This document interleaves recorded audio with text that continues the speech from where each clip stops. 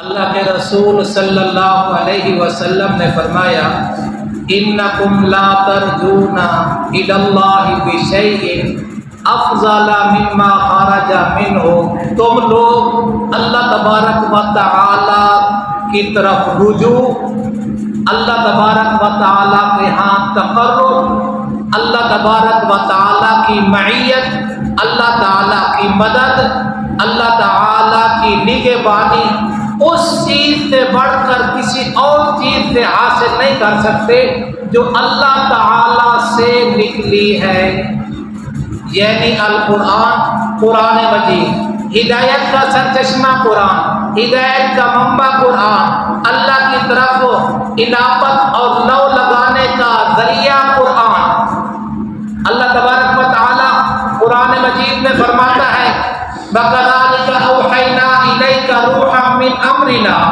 اسی طریقے سے ہم نے آپ کی طرف وحی بھیجی ہے اپنے حکم سے، ایک روح کی۔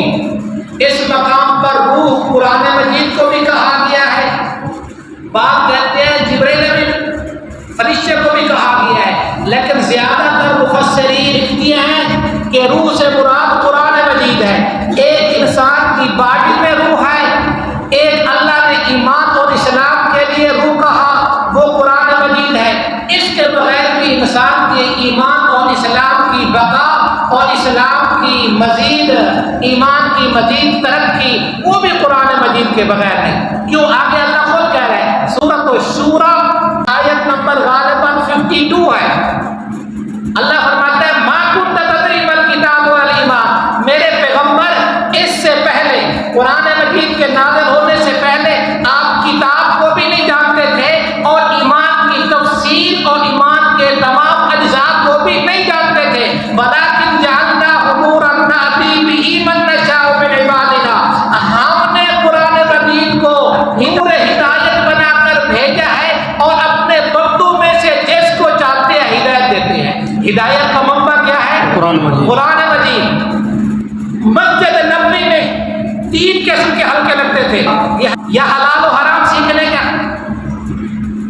یا قرآن مجید سیکھنے کا، اور یا نماز نوافل کا۔ یہ 3 حلقے لگا کرتے تھے۔ حلال و حرام کے حلقے لگے ہوئے ہیں اور قرآن مجید کے حلقے لگے ہوئے ہیں۔ یہ تو کئی احادیث مبارکہ میں آتا ہے، صحابہ کہتے ہیں تعلمنا الایمان ثم تعلمنا القرآن، پر ہم نے ایمان سیکھا پھر قرآن سیکھا۔ ایمان بنے گا قرآن سے اور جنت ملے گی ایمان سے۔